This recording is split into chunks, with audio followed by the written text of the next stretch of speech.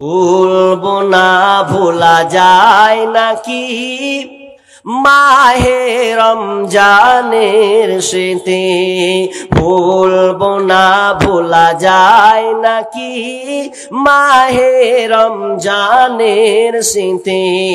এই মাসেতে কত ফজিলাত, এই মাসেতে কত ফজিলাত জানো কি মুসলিম জাতি, ভুলবো না ভোলা যায় নাকি মাহে রমজানের স্মৃতি।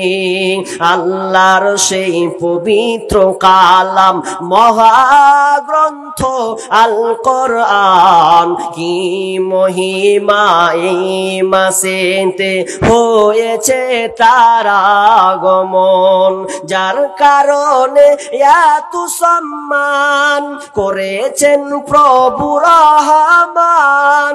রহমত মাগফিরাতের মাস, চালাও আমলের বাতি, ভুলবো না ভোলা যায় নাকি মাহে রমজানের স্মৃতি, ভুলবো না ভোলা যায় নাকি মাহে রমজানের স্মৃতি।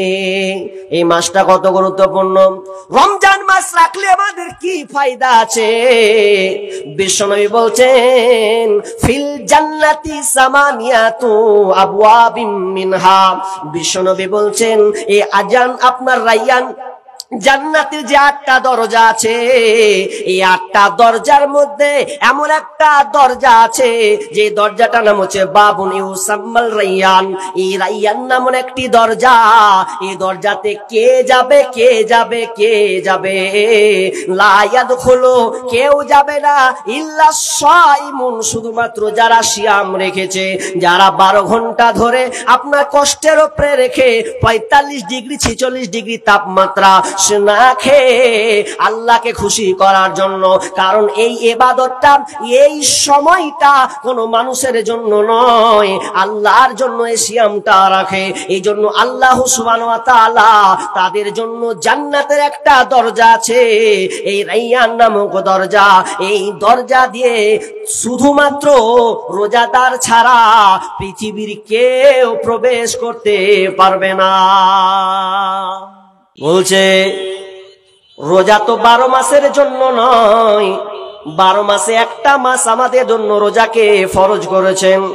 আর কষ্টর সঙ্গে সারা বছর ধরে যতক্ষণ আমার জ্ঞান হয়েছে ততদিন পর্যন্ত সিয়াম পালন করে, তুমি কে, তুমি 5000 কেন, তুমি যদি আমাকে গদি গদি টাকায় না আমাকে দাও আর সামনে এসে বলো এক ঢোক পানি খাও, সিয়ামটাকে ছেড়ে দাও, তা আমি কিয়ামত হয়ে গেলেও এই পানি আমি পান করব না।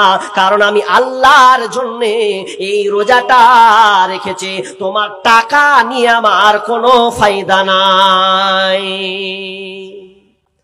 এই রোজা তাহলে কার জন্যে? আল্লাহর জন্যে। এটা সত্যি আল্লাহর জন্যে। পৃথিবীতে ইবাদত অনেক আমাল আছে, লোক দেখানি হয়, কিন্তু এই ইবাদতটা লোক দেখানি হয় না। কেন হয় না আপনাকে বলি, মানুষ কষ্ট করেই রাখে।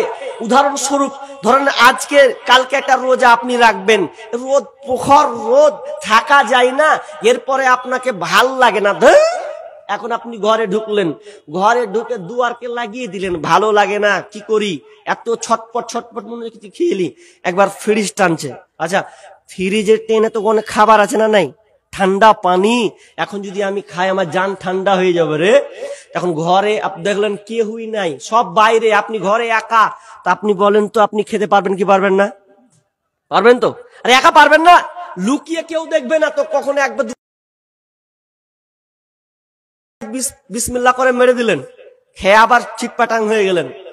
কিন্তু না, হাজার রৌদ্রের মধ্যে আপনি ব্যবসায়ী মানুষ, যদি আপনি গোসল করেন, যদি ওপর দিয়ে আপনার পানিটা ওপরে আর আপনি বদনা দিয়ে বালতি পানি নিয়ে যদি আপনি ঢালেন, এরপরেও যদি আপনি মনে করলেন গপ করে একটু গিলে নেবো, কে দেখতে পাবে, কিন্তু এরপরেও আপনি খান না, বারবার মুখে ঢুকলে ওই মুখ থেকে আপনি বারবার ফেলে দেন।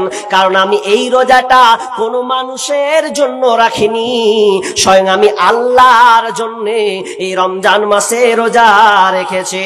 আর এই রোজাদারের জন্য আল্লাহ তাআলা স্পেশাল করে একটা দরজা বানিয়েছেন, জান্নাতেরই 8 দরজা, রাইয়ান নামের একটি দ্বার, সেই দ্বারেতে যাবে কেবল যারা আল্লাহর রোজাদার।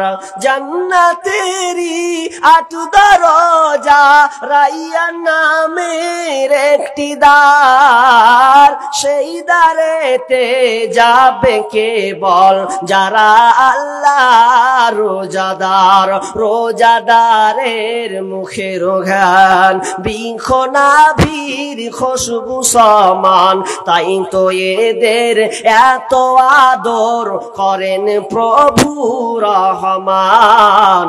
ভোরের আগে নিয়ত বান্ধ, ভুল করো না মুসলমান। ইসলামেরই পাইগাম নিয়ে আসে ধরায় রমজান,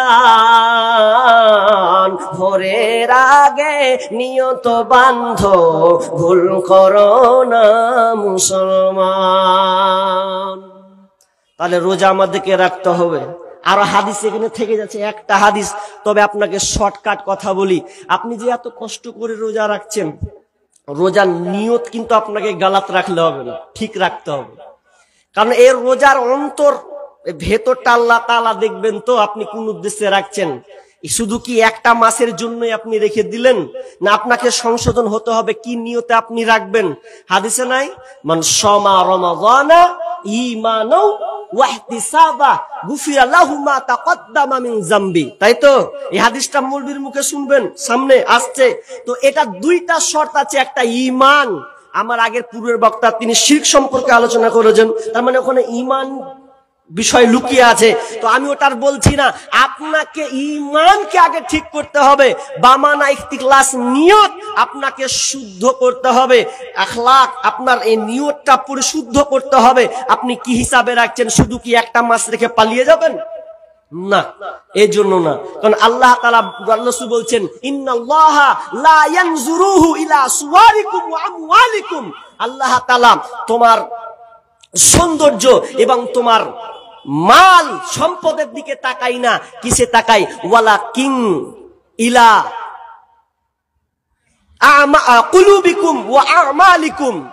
আল্লাহ রাসূল বলছেন, আল্লাহ তাআলা দেখেন তোমার কলব, তোমার অন্তর, তোমার অন্তরটা দেখে, এবং তোমার কাজটা, তোমার কাজের নিয়তটা কি আছে এটা আল্লাহ তাআলা দেখেন। তাহলে আপনার নিয়তটাকে আপনাকে ঠিক করতে হবে। দেখবেন অনেক লোক রমজান মাসে এত কষ্ট করে রোজা রাখে, অথচ দেখবেন রোজা রাখা অবস্থায় মিথ্যা কথা বলে, কি বলে না? বলে তো, মিথ্যা কথা বলে না? এত মিথ্যা কথা বলে, আল্লাহু আকবার। ব্যবসায়ী মিথ্যা কথা, প্রেমিক প্রেমিকাকে মিথ্যা কথা বলে না? মিথ্যা কথার 6 লাভ চলছে। মাল্লাম ইয়াদা কাউলা যুর, রাসূল সাল্লাল্লাহু আলাইহি ওয়াসাল্লাম বলছেন যে ব্যক্তি মিথ্যাকে ছাড়তে পারলো না, ওয়া আমালা বিহ, এবং তার দৈনন্দিন যে কাজটা, খারাপ কাজ, এগুলোকে সে কি করতে পারে না, ছাড়তে পারলো না, তাহলে তার না খেয়ে থাকার কোনো কল্যাণ নাই, না খেয়ে থাকার কোনো ফায়দা নাই। অতএব আপনি রোজা আছেন, মিথ্যা কথা বলবেন না। অথচ দেখবেন মিথ্যা কথা কাতে হয়, মোবাইলে হয় না? মোবাইলে মিথ্যা কথা হয়তো নাকি? মোবাইলে এত মিথ্যা কথা আপনি বলেন। এই মোবাইল নাম হলো মোবাইল চৌধুরী, এই মোবাইলটার নাম হচ্ছে মোবাইল চৌধুরী। এই মোবাইল দিয়ে অহরহ মিথ্যা কথা বলা হয়। কত যে আপনি মিথ্যা কথা বলেন তার সীমা নাই। এর জন্য আপনাকে সতর্ক থাকতে হবে, আপনাকে সতর্ক হতে হবে, যাতে আমার এই রমজান মাসের কষ্টটা, রমজান মাসের